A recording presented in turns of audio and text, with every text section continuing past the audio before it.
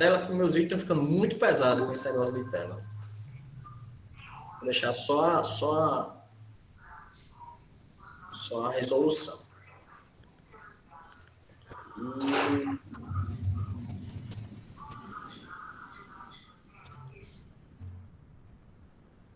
Então, vamos lá. Primeira questão, tá? Classifica as variáveis abaixo. Então, como eu já falei sobre a questão de ser quantitativa ou qualitativa, né? Primeira coisa que você vai procurar, se está associada a um atributo ou se está associada a uma quantidade. Então, letra A, precipitação pluviométrica de uma cidade durante o ano. O que é isso? É a quantidade de chuva, né, em uma cidade durante o ano. Então, se ele está falando, como já, né, praticamente já respondi aqui, é a quantidade, né, os milímetros que vão cair, né, de água na cidade. Então, a gente já pode dizer que ela é quantitativa, tá? Quantitativa. Aí a pergunta é, discreta ou contínua? Então, independente do número, se essa quantidade fosse aí, sei lá, 100 mil litros, ou se fosse 100 ml, né? Independente do que seja, a pergunta que você tem que se fazer é, o resultado desse número pode assumir valor fracionado ou não? Aí você vai dizer, existe 1,2 litro? Existe. Então, se pode assumir valor fracionado, vai ser quantitativa contínua, né? Na próxima. Pessoal, quando eu for falando, caso tenha alguma dúvida, pode interromper aí ou levantar a mão, tá? Sem problema aí que a gente vai discutindo sobre o que é. Questão B. Número de filhos dos casais residentes em uma determinada cidade. Número de filhos, é uma quantidade de filhos, né? Então, também quantitativa. E a pergunta é, esse número de filhos, vamos supor 3, pode assumir valor fracionado? Existe 3,4 filhos? Não existe, né? Então, vai ser discreta. Pois não, só pode assumir número inteiro, né? Altura dos alunos de uma determinada escola. Mais uma vez, quantitativa. Rapaz, eu apaguei, era para ser 6, era A, B, C, D e E. Engoli a E, foi? Aí a F, engoli. Rapaz, não acredito não. Eu vou aproveitar e trabalhar isso com vocês aqui. Altura dos alunos de uma determinada escola, quantitativa, contínua, porque a altura pode ser, por exemplo, 1,8 metros, né? Sexo das crianças nascidas em uma cidade no mês de janeiro. Sexo, possíveis respostas, masculino ou feminino, então é qualitativo. E por não existir ordem, né, não possui sequência, vai ser nominal. A outra que tinha a letra E era falando sobre a hierarquia, tá? Hierarquia de uma empresa. Hierarquia organizacional. Se não me engano era assim, tá? Que aí... Opa! Não tá afim não, peraí. Hierarquia organizacional, que era qualitativo, só que ordinal, né? Por exemplo, eu botava assim, hierarquia organizacional, aí tinha... Deixa eu ver aqui. Tinha assim, gerente. Nem até tirou a E, não foi? Deixou até a D? Foi, eu engoli aqui, eu acho que eu não sei, eu devo ter apagado sem querer do material, depois eu vou até conferir isso. Era assim, gerente, supervisor, era mais ou menos assim a questão. Estou colocando aqui só para vocês terem uma ideia. Aí aqui seria qualitativo, né? Só que dessa vez ordinal, porque existe uma sequência, existe uma hierarquia dentro dos participantes dessa pesquisa, tá? Mas para exemplificar, isso aqui é só para mostrar como funciona. Questão 2. Questão 2 vai dizer o seguinte. Eu já respondi, né? Em uma escola de 80 alunos, eu já respondi mais cedo, que é só a questão de relacionar os 80 participantes, colocou numa urna, fez um sorteio, está selecionado. Nessa terceira aparece o primeiro cálculo, né? Ele diz assim, uma escola de primeiro grau abriga 124 alunos. Obtém uma amostra representativa correspondente a 15%. Então, assim, como é que a gente seleciona, como é que a gente extrai? Primeira coisa que a gente tem que saber é quanto esses 15% representa, né? A gente tem 124 alunos e vai querer retirar aí 15% dela. Pessoal, geralmente, né, a galera tem várias formas de fazer esse cálculo aqui, tá? Existem várias formas de fazer esse cálculo. Mas o que a galera geralmente usa né? É mais ou menos assim, ó, 124, aí vezes 15, dividido por 100. Isso aqui vai representar o quê? O valor ao qual os 15% vai representar, né? Digamos assim. Opa, foi demais. Então, nessa conta aqui, para extrair os 15%,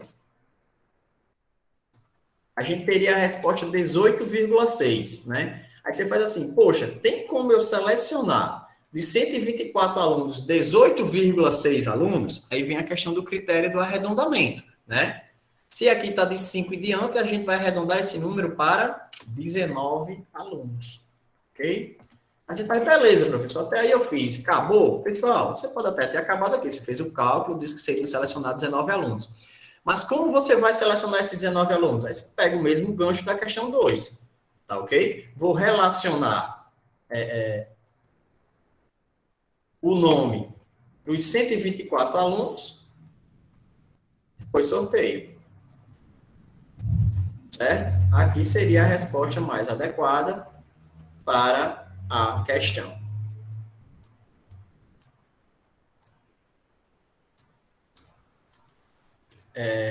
Questão 4. O diretor de uma escola na qual estão matriculados 280 meninos e 320 meninas, desejoso de conhecer as condições de vida extraescolar de seus alunos e não dispõe... Oi. Pode falar. Pode falar. Professor? Pode falar, Edilson. Edilson? Professor? Pode falar. Não sei se só para mim, mas a explicação ela tá travando demais mesmo. Tá travando para mais alguém, pessoal? Para a gente ver se é a minha internet ou é a dele lá. Aqui tá normal. Pra mim tá normal aqui. Dá para entender nada. Aqui então tá normal. Acho que vai ser a sua, viu, Edilson? Também tá normal. Acho que vai ser a sua, Edilson. Tenta reiniciar. Tenta dar uma olhada na sua internet. Então é a minha, então é a Ok. minha. Show.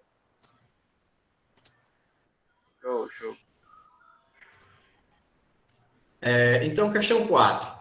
O diretor de uma escola na qual estão matriculados 280 meninos e 320 meninas, desejoso de conhecer as condições de vida extraescolar de seus alunos e não dispondo de tempo para entrevistar todas as famílias, resolveu fazer um levantamento por amostragem em 10% dessa clientela, tá? Obtenha para esse diretor os elementos componentes da amostra. Pessoal, essa questão, às vezes, ela pode trazer um pouquinho de dúvida para a turma. Assim, por quê? Vamos fazer a seguinte conta.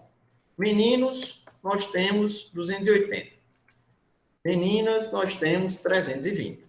Quando você soma, né, aqui a galera, dá um espaçozinho aqui. Aí você faz, total, 600 pessoas. Beleza. Ele está dizendo que quer uma amostra de 10%. 10% disso aqui é o quê? 600 vezes 10, dividido por 100. 10% vai representar 60 pessoas. Aí você vai dizer assim, se eu sei que são 60 pessoas, eu vou só fazer um sorteio aqui dentro dessas 600 e está tudo bem. Pessoal, sempre que você tiver subgrupos, sempre que você tiver partes da população subdividida e que elas possuam valores diferentes, é interessante você retirar esse valor proporcionalmente. Então, vai ser o quê? 10% de 280 e vai ser 10% de 320, tá? Quando você tira 10% de 280, dá 28. E 10% de 320 dá 32. Quando você somar aqui os dois, né? 28 com 32 também vai dar 60. Então, por que isso? Vamos lá. Se nós sabemos que padrão de comportamento vai variar pelo sexo, sem dúvida. O sexo é um fator preponderante na hora do comportamento. Então, assim, com certeza o hábito masculino é diferente do hábito feminino. Isso aí não se tem dúvida. Então, não dá para dizer, correr o risco de serem selecionados, por exemplo, 50 homens e 10 mulheres. Não vai ficar legal. Não dá para correr o risco de selecionar 15 homens e 45 mulheres. Não vai ficar interessante. Então, previamente, você delimita o valor de cada extrato, né, de cada subgrupo, aqui 28 e 32. Então, vai ter que realizar um sorteio de 28 alunos dentro dos 280 homens, e realizar um sorteio de 32 mulheres dentro de 320 meninas apresentadas. Ok?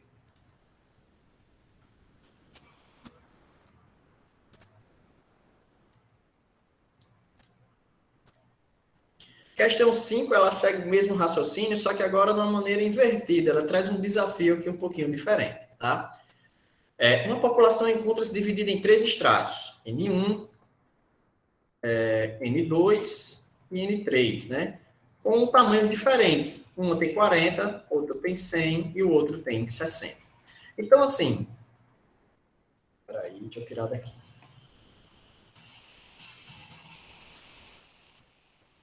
Total aqui, 200 pessoas. Ele está dizendo que retirou amostras. Ele diz que resolveu realizar, ele até fala, né? Resolveu ser realizada a amostragem estratificada proporcional, né? Tem lá esse nome, nosso segundo tipo de amostragem. Ele retirou 9 elementos da amostra do terceiro extrato. Aqui, ó, 9 pessoas. Então, qual é a lógica que a gente tem? Quando ele fala, pessoal, de amostragem estratificada proporcional, ele está falando de um percentual, tá? Ele está dizendo que para tirar esses 9 aqui, esses 9 representam um determinado percentual. Que esse determinado percentual vai ter que ser aplicado aqui, que vai ter que ser aplicado aqui. Agora, como eu descobrir quanto 9 representa dentro de 60? Tá? Tem diversas formas. Já você pode fazer aqui por regra de 3, tá ok? Dizer que 60 está para 100, 9 está para X, certo? Dá para fazer essa continha. Eu, particularmente, gosto de uma gambiarrazinha que eu aprendi há muito tempo, que diz o seguinte: quando eu quero descobrir quanto percentualmente uma parte representa, eu faço só isso aqui, é só dividir a parte dividido pelo total. E vai bater. Como assim a parte dividido pelo total? A minha parte interessada, qual é a parte que eu estou interessada? 9. Qual é o total que eu estou querendo comparar a ela? 60. 9 dividido por 60 dá o quê? 0,15, né? Aí 0,15, todo mundo sabe que vezes 100 é o mesmo que 15%. Então, eu acabei de descobrir o quê? Que esses 60, essas 9 pessoas aqui da amostra, é equivalente a 15% de 60. Então, eu vou ter que tirar o quê? 15% de 100 e 15% de 40. Quanto é 15% de 100? É 15. 15% de 40 vai ser o quê? 6. Somei todo mundo aqui, ó. Total, 30 pessoas. E você pode até comparar, tá? 15% de 200 também vai dar 30, caso você queira bater a prova real. Então, número total de elementos da amostra, aqui, ó, 30 pessoas. Deu para entender a lógica, pessoal, que era para aplicar nela aí? Professor, eu posso explicar como eu fiz essa questão? Pode, por favor, fica à vontade. Quando ele disse que foi retirado 9, eu achei um meio de dividir. O 9 dividir por 3, 3. E o 60 também dividir por 3, então ficou 20. Como todos os outros números dava para dividir por 20, o 40 e o 100, eu só coloquei 3 em cada um e somei tudo. Entendi. Você fez uma proporção, você encontrou um fator comum entre os estratos, não é isso? Isso. Eu procurei isso para não demorar na porcentagem, que eu sabia que se eu fosse pela porcentagem ia demorar um pouquinho mais. Aí eu queria agilizar ela, então, caso um fator em comum. Entendi. Fator comum também responde, verdade. Não tinha pensado nisso. Mas tá ótimo. É isso mesmo. Ok. Continuando. Questão 6. Questão 6, pessoal, é só uma jogadazinha, tá? Olha o que ele fala. Mostre como seria possível retirar uma amostra de 32 elementos de uma população ordenada. Pronto. O esquema aqui, pessoal, a peça-chave, a palavra-chave, desculpa, dessa questão é essa daqui, ordenada, tá? Quando ele fala isso, automaticamente você vai associar quem? A amostragem sistemática. A amostragem sistemática, ela preza o quê? Que vai existir uma sequência entre os indivíduos, entre os componentes da população, e eles serão retirados sequencialmente. Então, a pergunta é, como é que eu tiraria 32 elementos de uma sequência de 2.432? Simples, é só dividir, tá? 2.432 dividido por 32 vai dar quanto? 76. O que isso significa? significa que a cada 76 elementos, ó, a cada 76 elementos, você iria fazer a retirada de um elemento, simplesmente. Ó. A cada 76 elementos, será retirado um elemento para a composição da amostra. Então, se a cada 76 elementos que você pegasse aqui a ordem, a sequência deles, se você tirasse um, quando chegasse lá no final, né, você teria 32 elementos. Ok? É só essas 5 e essas 6 são só uma forçadazinha no raciocínio para a gente começar a ir botando na cabeça para pensar. Deu para entender, pessoal? Tranquilo? Leandro, Oi. eu fiquei em dúvida